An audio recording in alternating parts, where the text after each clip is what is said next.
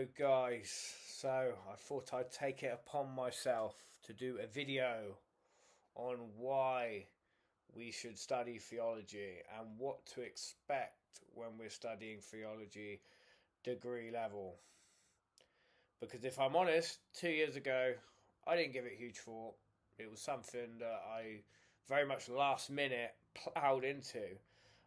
Obviously, I like the Bible, I like church history, I like everything that's to do with Christianity. So it made no sense to learn something and get a degree in something that I'm actually interested in. Because sadly, many people do degrees thinking, what career path it can lead to or how lucrative it might be, etc., etc., etc. But the reality is, most people in their current employments are in jobs that has nothing to do with their degree, and they've actually done statistics on this. Um, and for me, it was more of a bucket list. I've done quite well in my own career. I've ran a successful business for 10 years in gardening. So for me, it wasn't to enhance my income or get a better career. It was more to learn something that I like, tick a bucket list, because I've heard it all, guys. I've been in so many jobs over the years where people are like, "Oh, I've got a degree," and it's almost like they want a medal, they want a pat on the back.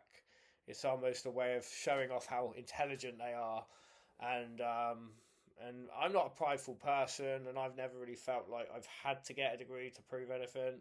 But do you know what? I thought to myself, in here, just do it anyway. Just do it out of that self gratulation. And I'm in my second year, almost finished my second year, part time, so I've got 4 more years left. And I just want to share my experience with you, or anybody who's thinking of taking up a theology degree. I decided to do mine at a small evangelical college. It's not a seminary, however, there are a lot of people training to be in ministry, ministry formation college. So predominantly Baptist, as it is run by the Baptist Union. It's but I would say, yes, very evangelical. And this is something that I wanted to hit home on. I wanted to sort of allow my Catholic, Anglican, or even Eastern Orthodox brothers and sisters understand theology is not limited as evangelical in evangelical colleges. In other words, you actually learn theology in a very broad sense, much broader sense than I could ever anticipate. And that's actually been a good thing. So what do I mean by this? Well, what I mean by this is simply you learn historical Christianity from the day of Pentecost till now. So you go through everything. You go through the first 400 years of how they knock their heads together to work out the Trinity and the Christology of Christ. You go through the Crusades, the medieval Dark Ages, Thomas Aquinas, Augustine, and then you go through the Reformation, and then all the way till now. So you literally cover every grain of grass. And you actually do a lot of work on the church fathers, which surprised me. And when I first started the course, we were learning about people like St. Cyprian, St. Ignatius of Leon, St. Athanasius, all these sort of obscure people that a modern day Baptist would never even hear about. And you learn about all these great writers and what they had to say, and even books that are as old as the New Testament itself that didn't get canonized, like, I don't know, the Didache, for example, Ignatius' letters, and he wrote almost as many letters as Paul. So things like that, Polycarp, Tertullian, all these things. So it really has broadened my mind. And I have to say that, yeah, if you're thinking about studying theology, I would say don't let the denomination of the college. I mean, most colleges are multi-denominational now anyway.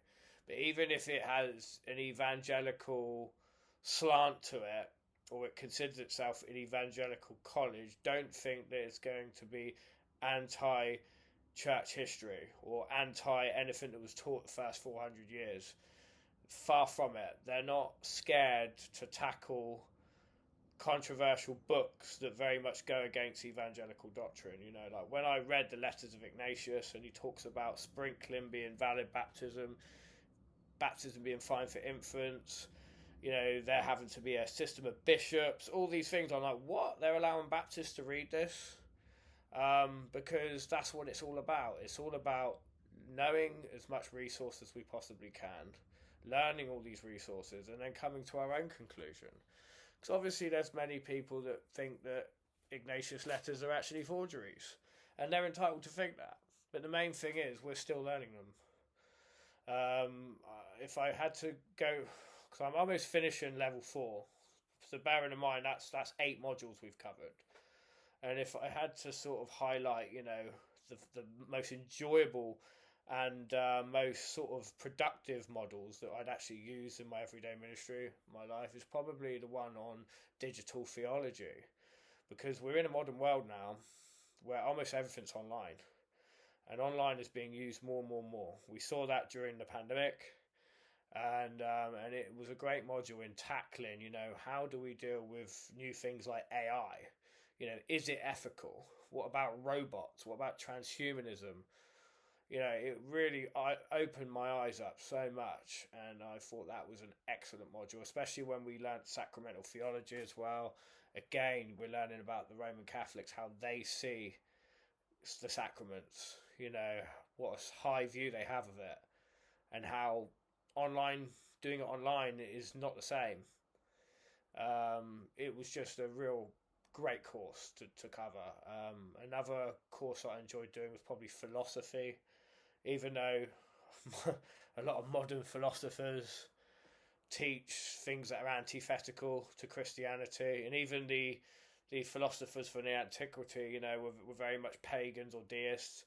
You know, it opened my mind up, because we have to think how other people think outside the Bible. We have to understand cultural context. And I think that's what you have to be prepared to do when you go to theology college. You know, don't think that you're only going to be able to read the books that you like, because they want you to read everybody. You know, I suggested certain scholars, and particularly like ones that I thought would be well revered in a Baptist college, like Reformed scholars. You know, for example, Charles Lawson or Jonathan Edwards or Martin Lloyd-Jones, you know, Calvinist reformers, and they were actually, no, they're not the best academic scholars, because those guys limit their intellect purely to what's in Scripture. They don't look through the Scripture and understand the culture of what was going on when Paul was writing these books, and they would put you more to the Anglican scholars, which shocked me. I thought, as being at a Baptist college, I was expected to only learn from Baptist scholars, but they're putting me over to N.T. Wright.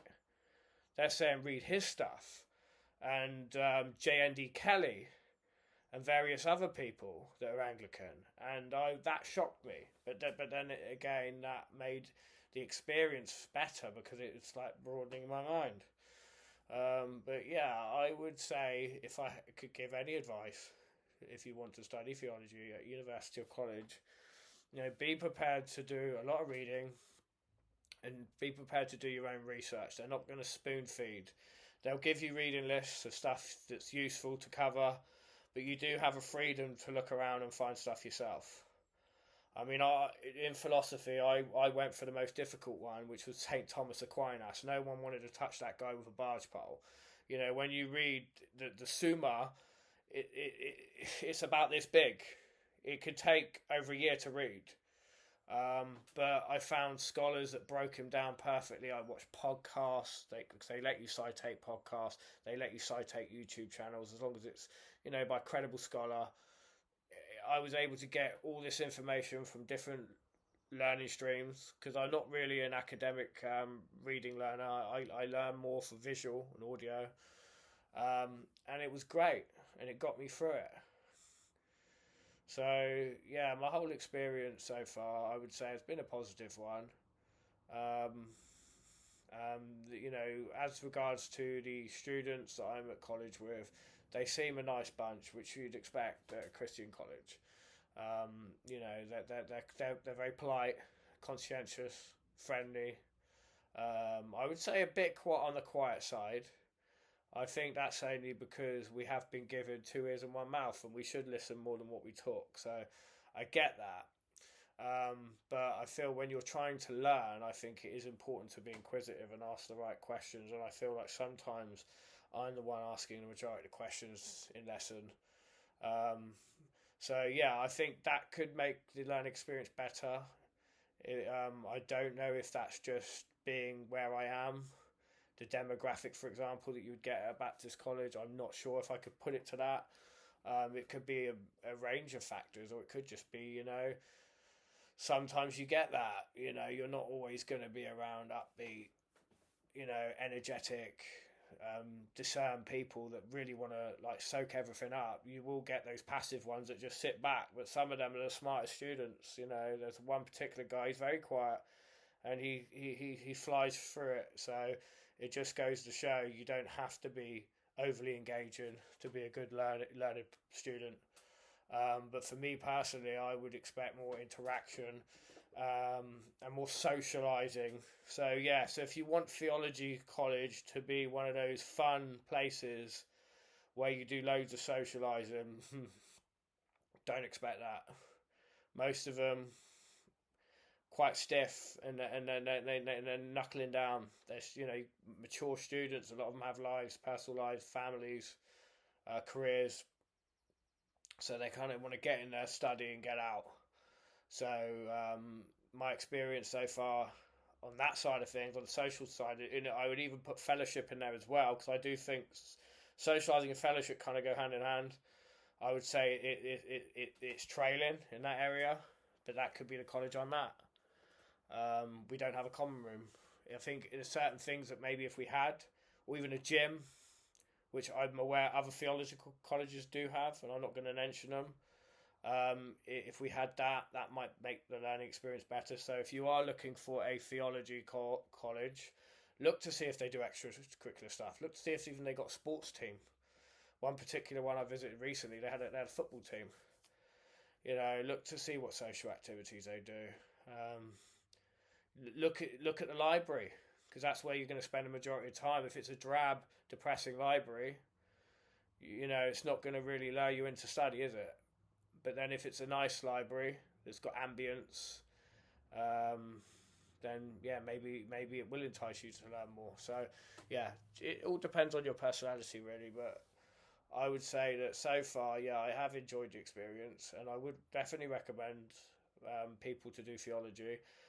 What I would like to see more of, actually, though, is more people doing theology that aren't actually Christian, because it's a fascinating subject.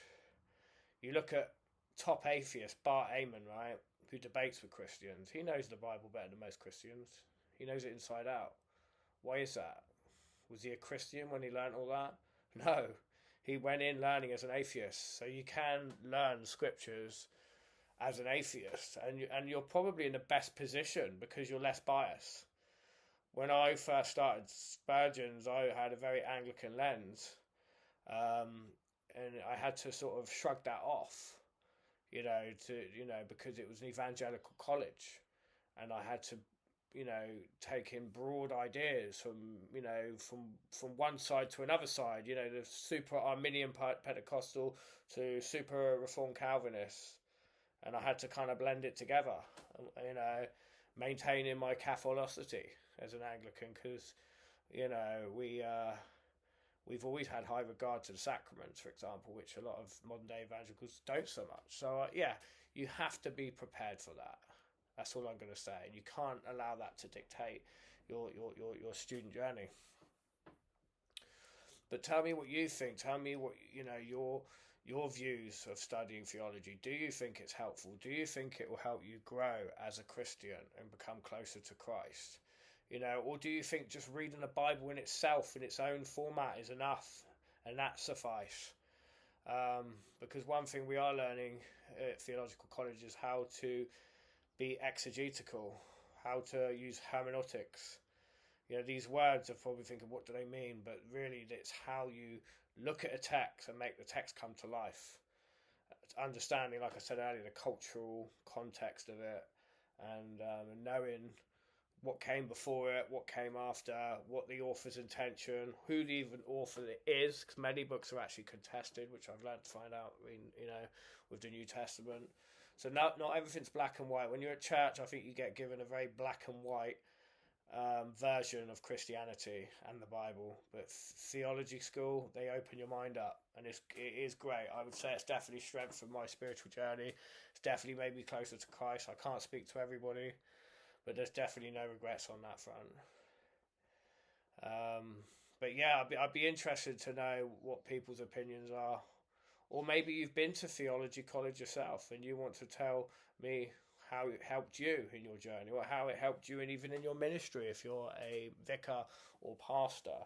I'd be very interested to know. But where I stand at the moment, at my current college, which is basically Charles Spurgeon's College, South London, I may consider continuing it to level 5, or I may consider shifting over to a different evangelical college because of where it lacks, which I just said earlier, is the social fellowship aspect. I don't know. I'm going to leave that in God's hand. I have my options open, so that's a great position to be in. But I do have to shift over before level 5, because once you get into level 5, everything's scored, and it goes towards your end of year honours, so you can't shift when you hit full time year 2 or part time, which I'm going to be year 3. You can't shift over beyond that, so it's now or never. But I'm going to get the 2 modules out of the way that I'm doing, and then pray on it and decide whether I want to move colleges. But at the moment, I had to say I am happy, and I do believe in the motto: if it ain't broken, don't try and fix it. And there are some good things about Spurgeon's College. I think that the modules are diverse and fun. I think the lecturers are very good. They're highly educated men and women that have a lot of love for their job, and they spend a lot of time preparing their lessons. You can see that. So it has a lot of strength. Like there's no perfect church, there's probably no perfect theological college. But I have to think what's best for me. Like I said, I'm not in this for a career. I'm not in this to become a church pastor. I'm purely in this just for my own learning, my own bucket list, and also to help with this YouTube channel. So you're getting stuff from a scholar, someone who's educated, not someone who's just regurgitating what other people say. I go to the source. That's how I learn. I like to learn from the best, and then I will put my spin on it, and that's how I do things. But yeah, that's the position I'm in, and I pray to God that it continues to flourish, and I reap the harvest, if you like. And I'm sure I will in future years to come. But yeah, if the video is helpful for you, please give it a like and share. If you haven't subscribed already, please do so. And hit the bell if you want to be notified with more of these type videos, because we do cover a wide spectrum of everything. But this particular video is about theological training. Is it good? Is it bad? I'll let you be the judge. But so far, I feel like I'm benefiting massively from it. Take care. God bless.